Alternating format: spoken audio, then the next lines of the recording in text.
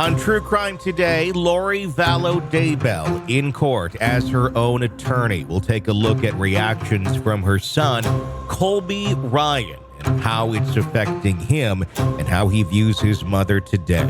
Plus a conversation with Robin Drake, retired FBI special agent and chief of the Counterintelligence Behavioral Analysis Unit, about Lori Vallow's mental states, her behavior, and what we may be seeing in the coming months as she continues to represent herself in a court of law.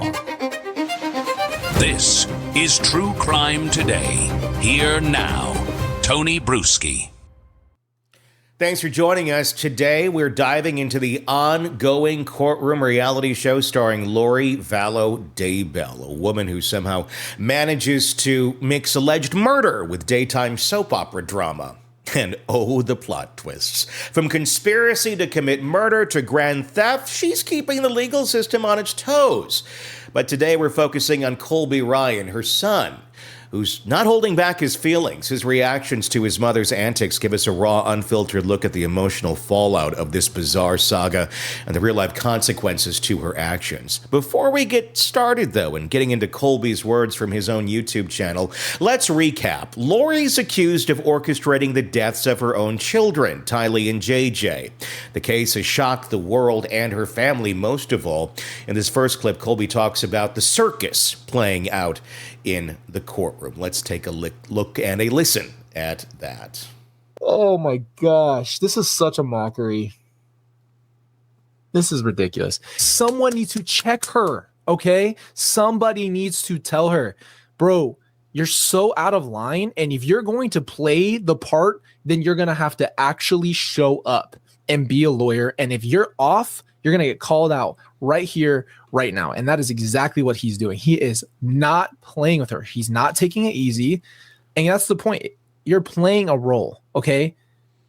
I don't care how much you read. There is so much that goes into somebody learning about the law. There's so much, like it's a complete mockery of everything. A complete mockery. Words you never really want associated with your trial for, alleged murder. Colby cut straight to the BS here. Lori's trial isn't just a tragic spectacle. It's turning into an off-Broadway production. She's playing a lawyer while the courtroom is left scratching their heads. Oh, let's keep the train wreck rolling, shall we? This is such a mockery. Honestly, a mockery. It really is. And obviously, it's very painful for me. And this is very real, but at the same time, this is comedy. This is ridiculous. Like, there's only, for me, it's laugh or cry. Okay. This is ridiculous. And she's rude and he's not having it. So his response was great. Come on. This is a mockery of the whole thing. Find out why all this started when I can't find any evidence that there is. So, have you read the grand jury transcripts? I have. Okay. The grand jury's transcripts summarize what the state's evidence they intend to produce at trial. I understand that. She's rude. So when you say you can't find anything, that is the summary in the grand jury transcripts. Correct. Okay. So I guess I don't understand how an extradition a year or so after the fact, after the indictments, would have anything to do with the you guys are here. We've underlying charges. Colby nails it again. In a horrible, horrible way, this is comedy gold with a tragic twist. I mean, this is someone who lost his own brother and sister to this evil, maniacal woman who is actually his mother. There's a lot of trying to wrap your mind around this, and I can only imagine the mental gymnastics he's been going through. The grand jury transcripts, the evidence or lack thereof, it's like watching a magician perform, only to realize there's no trick. Just kind of a bunch of empty promises and claims. Lori's rudeness isn't just grating. It's a cherry on top of this absurd legal Sunday. Here's some more. And I think this is her last dance. This is her last opportunity to, I guess more than anything, leave a legacy in her own mind. I don't know. I'm not going to sit here and try to act like I know what she's thinking. But that's what I look like. I look at it in that way because I know how theatrical she is and dramatic she is. And that's the only thing that I can think that is going through her mind right now is that this is part of that. This is part of that thing for her, is that she's going to make this about, she probably looks at it like a movie, because I don't think she's checked in at all. I think she's completely disassociated. If you want my own opinion on it, I think she's completely dissociated, and it shows. She's disrespectful, law-abiding citizen. Don't bring up the Constitution. I don't know why you're even talking about the Constitution, and I don't know why you're doing this. And at the end of the day, like, we're gonna sit here and have you just say there's no evidence here and all this stuff. It's mind-blowing. The last dance indeed, as Colby said. Lori's not here for justice. She's here for Lori and the drama, which seem to go hand in hand. In her mind, the trial is her swan song, a final act in a twisted play where she's the misunderstood heroine. Disassociated, more like auditioning for the lead role in Delusions of Grandeur. If I'm called, it's not going to be a good day. And I only mean for her, because she's disrespectful. She's obviously coming in with a personal vendetta. I feel like if she starts calling people, it would literally be to try to like expose maybe Melanie Gibb or someone like that. Like try to throw people under the bus for her own, what's it called? For her own gain. She would definitely want to just do it for herself. And it's not about anybody else. And so obviously she's not going to take into account anybody else. She doesn't care. And I'm just going to be honest with you guys, like where my mind is at with this whole situation is I learned everything I needed to know from my interview. And I think I needed that as a human being. That conversation really put me in a different avenue. I think a part of me always believed that my mom could be redeemed. A part of me always held out hope. And a part of me always believed that there is an opportunity for her down the road to change, for her, even maybe she would eventually change, right? And I think that you hold on to that hope. It's got to be a difficult thing. I don't think any of us can really truly contemplate it unless we're in that situation. And hope is a dangerous thing, isn't it? Even in the face of overwhelming evidence, Colby held on to a shred of it. But now the mask is off, and any chance of redemption for Lori seems as likely as her winning Mother of the Year. The acid test of this prosecution is not a matter of determining if the defendant is guilty of the crimes that the defendant is charged, but rather, was any crime even committed? And where is this evidence? This defense has yet to find any evidence of a conspiracy in the 100,939 pages that have been turned over by the state. The state does not get to say, like they did in their last motion to us. So let me pause real quick and say this. You guys know we've had this conversation. She's completely void of anything that has happened, right? Nothing has happened.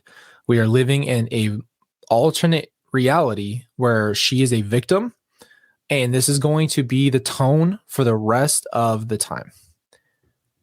This is going to be the tone for the rest of this trial.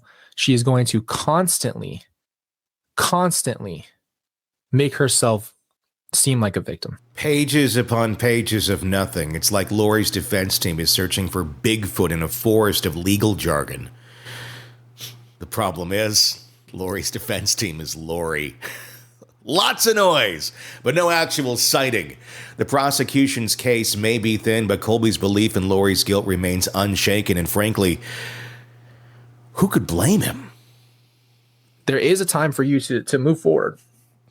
And I think that everyone who's gone would want the people here that they love to continue to live their life and move forward and have life and be happy. And I feel like that's what I can rest my hat on, is like, I know that they're gone. I accept that. And, you know, my mom's going to be who she is. She's going to choose to do this.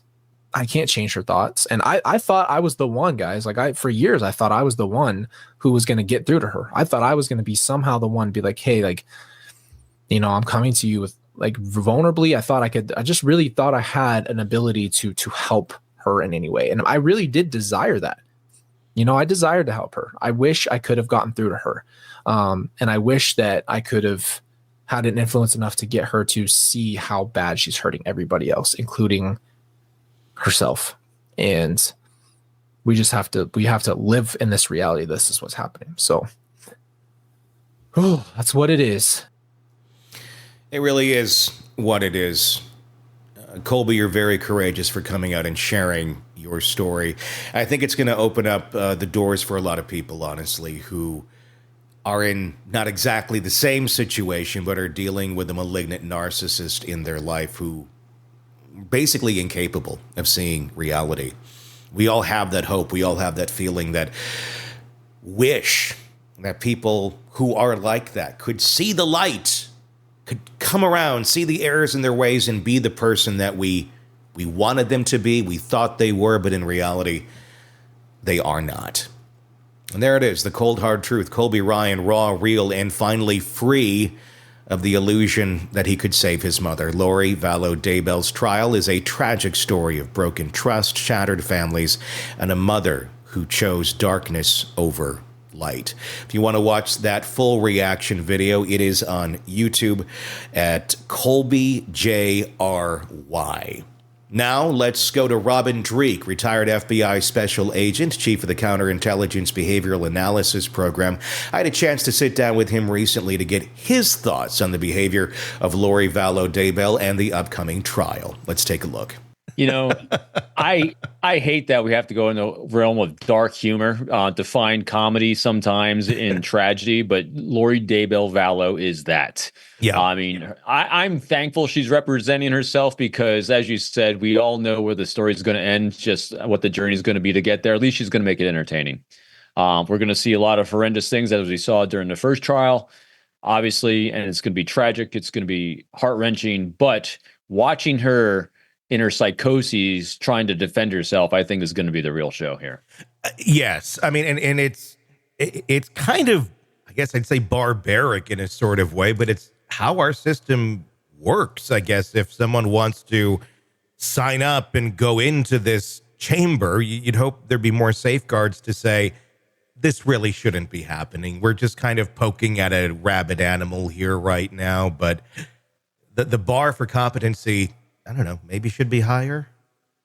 You would think. Well, it'll be really interesting because a lot of people think they can defend themselves, and media makes it that way too in movies. I mean, so my wife and I, one of the shows we watched on Paramount Plus was Tulsa King, and in Tulsa King, Sylvester Stallone playing the mobster defends himself in court, and he makes it look like you can do this. And, when you watch things on TV, you think you can do this.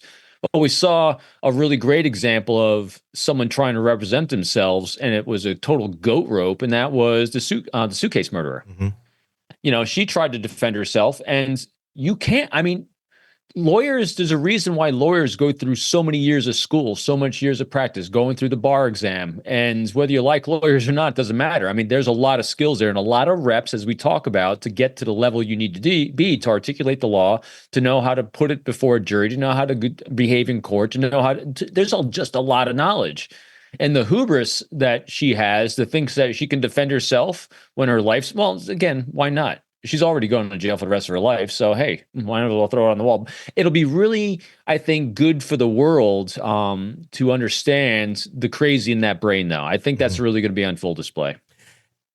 Does the world need to know the crazy in that brain? I guess. I think us and our audience do. I mean, it's really.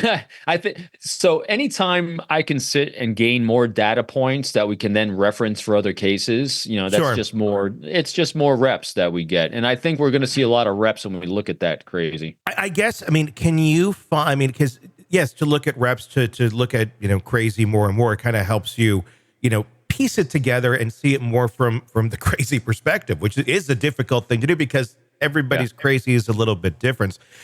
With Lori Vallow, do you find consistency in her crazy, or do you find it to be all over the board?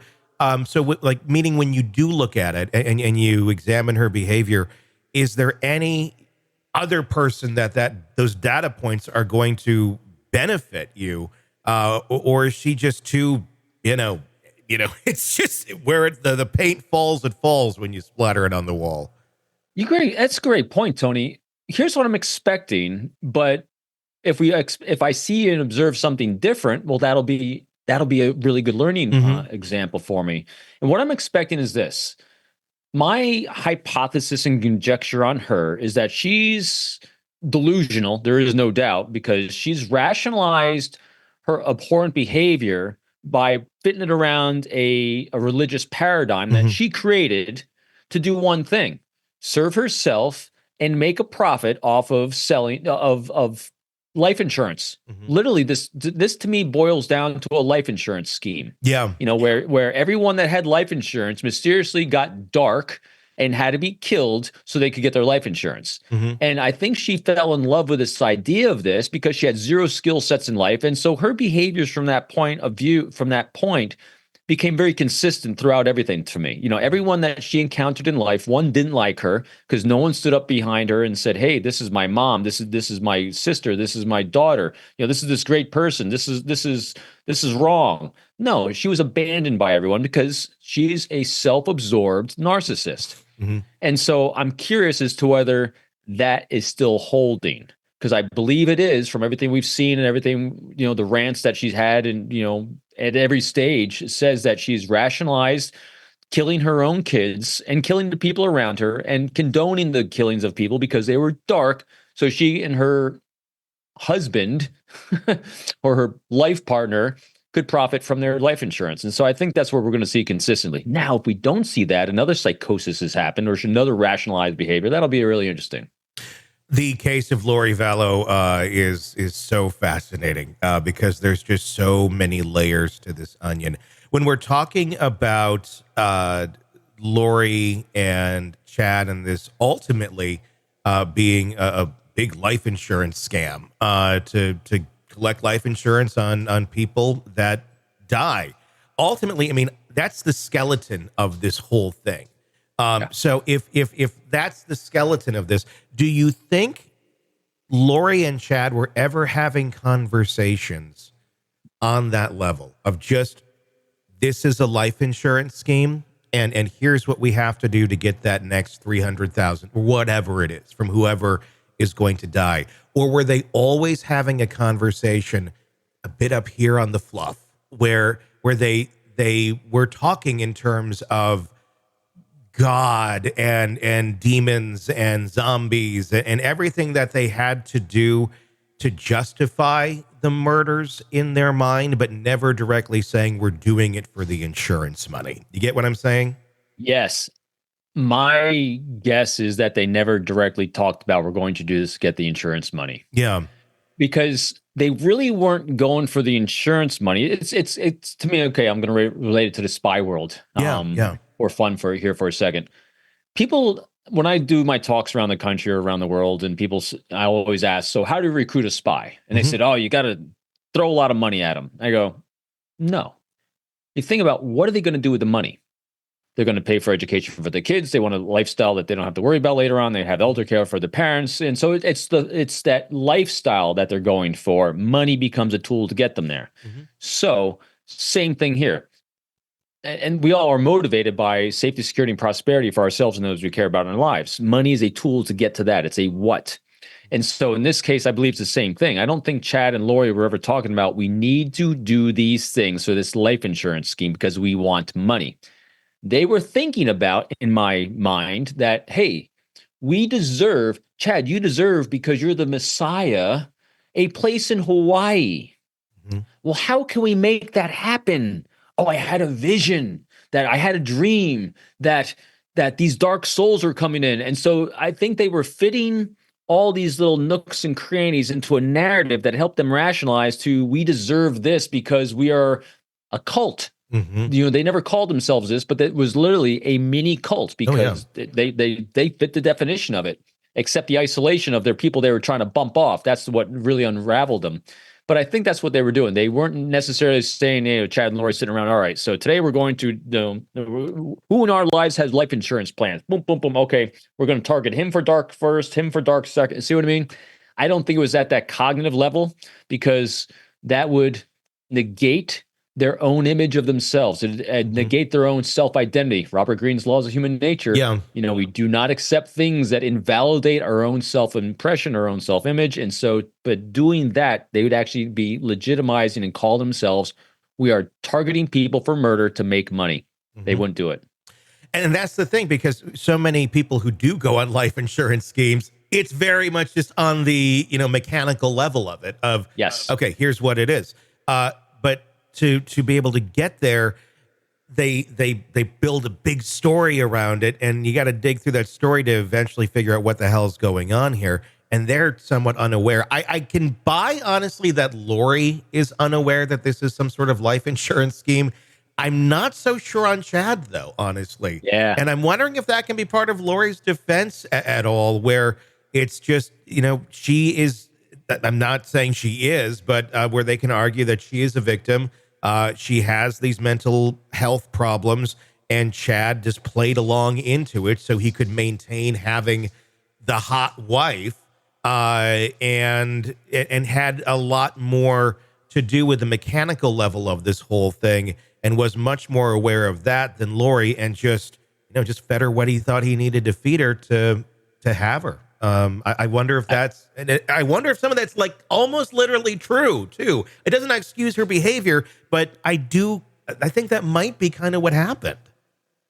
I get the feeling of that as well. There is no doubt. If I know I use imagery a lot. If she's got 2 marbles rolling around upstairs, he might have 3. Yeah.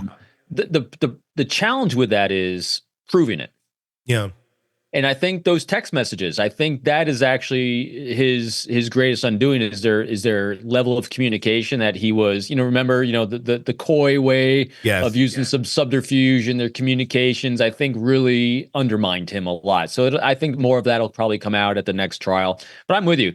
I think he was a lot more cognizant of the fact, because again, he is just like her, someone with 0 skill sets in life and how to provide for themselves. He's a failed author, he's a failed messiah, whatever it is, he's failed. Except he's found someone that believed in his BS to do life insurance fraud. Yeah, and so whatever narrative he needed to do to support him and his lifestyle of doing nothing and being useless, did that. Do you think when Lori gets up there to defend herself, are we going to see a different story play out? Because there has been a diversion to the story already after the fact. She telling her son on the phone that Tylee killed JJ accidentally, and then she killed herself out of regret and remorse. And then Lori walked in on it and freaked out, and then Chad and whoever, Alex, I think, they took care of it, and that was the end of it. She never thought anything further of like, should we call the police? Is there an investigation? What happened here? Funerals, things like that, and justifies it to saying to her son, well, you do know her wishes were to be cremated. It's horrible, but it's so horrible, but it's just so twisted. What are we going to see that version of her up there? Do you think we have any reason not to expect anything different? I think we might see some new storylines. Yeah. She's demonstrated so far. We have a lot of data points in that life arc of an inability to face her true identity and who she is and what she's done. She's going to keep presenting things to rationalize who she is and not confront her identity and her self-worth. And so I don't think we're going to see anything except some more fantastical stories. I mean, that's literally what I think we're going to see. And I think so he'll be we'll put it in an envelope, seal it, and open it up when the trial comes to bear. Mm-hmm. I think we might see her a couple days in the courtroom, and then the judge is going to just say, no way, we're appointing someone, you have to take someone, because this is just too much of it's just going nowhere. Yeah, so I think that's what's really going to hahappen. I think they're going to run into a roadblock there, and they're going to have to reconvene and figure it out. Whether it's a mistrial or, look, your assistant counsel, because sometimes the assistants that they do, she does have some assistant counsel, but a lot of times they are not even supposed to speak. They're just supposed to kind of be there, guide the plane, unless the judge steps in. I would not be surprised if that happened. But how do you even step in on something? Well, that'll be interesting. Again, I'm not an expert on what on this aspect in the courtroom. But again, she's going to do so many missteps in the courtroom that he's going to have to stop it. Yeah. And remember, and you said some great things there too about, the assistance that she gets. Well, remember, from the looks of the things that her lawyers were saying at her trial, you're like, what defense attorney would even say that? You could tell Lori said, you have to say this. You could tell that it was Lori saying it anyway. So she thinks that she's got all the answers in that head, and she's highly manipulative. Yeah. And so she's going to try to manipulate that courtroom. She's going to try to manipulate the jury with all her fantastical, whimsical ideas. It makes me wonder if we got to this point, not because Lori truly wants to represent herself, but because she can't get anyone to represent her. That is of any sort of ilk or of any sort of competence level that's going to not just be doing it strictly for the publicity. I wonder if that's. But who's advising Lori? Is this 100% in Lori's corner? Does Lori have any loving critics? Is there anyone there for Lori? I mean, I don't know that there is. I mean, and if she's the one that's ultimately calling all these shots, who knows what that judgment is? I mean, and that's why she's thinking this. I don't know, because I can't imagine there's a lot of people lining up to represent Lori Vallow Daybell. I know there's publicity, but I don't know that there's a lot of people that are going to be able to, even argue any of her stuff in court with any sort of competency. There might be. I mean, so even the suitcase murderer, she got a lawyer to pony up and defend her, just for the notoriety of it. And when you said, if anyone lining up, does she have any loving critics? I think she probably does. But they're probably all in prison with her. I think, so because she's so manipulative and because she's so charismatic, she's probably got a cult following inside. Again, pure conjecture. But when you do that deep dive on active empathy and you place yourself in the shoes of those around her, of those who are experiencing her, and you have nothing else to do all day long except listen to that.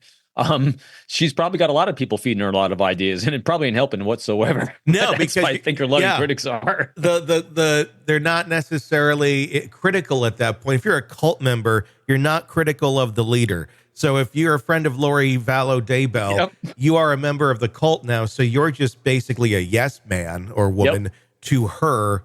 And so, well, I wonder if that's where we're getting the new storyline too. Like, what if this happened? What if that happened? It wasn't you ordering the hit on your children. So what we'll probably see is the first day of court, she's going to come in extremely confident with a great plan in place for this psychosis she's living in, because she's pontificated all these rationalizations to her cult inside, who's then echoed it back. So she's living in an echo chamber that she's created. And so she's got a lot of confidence with this. And so she'll be flummoxed by the fact that no one else is buying this crap that she's spewing, because she's surrounded herself by it the entire time. Again, pure projection way out, but living. That's what we do. This is what empathy is. Empathy is a deep dive to see the life through someone else's optics as best we can with the data points we have, looking at the life arc they've established. And I can see this. I mean, I can see that happening like that. We'll see how it goes. I think Lori's brain functions like a choose your own adventure book. Yes, it is. It's a Mad Lib. And she's always picking the wrong pages. However, the book never ends. It just keeps going. Yeah. And that's our report for today. I'm Tony Brueski. Thanks for listening.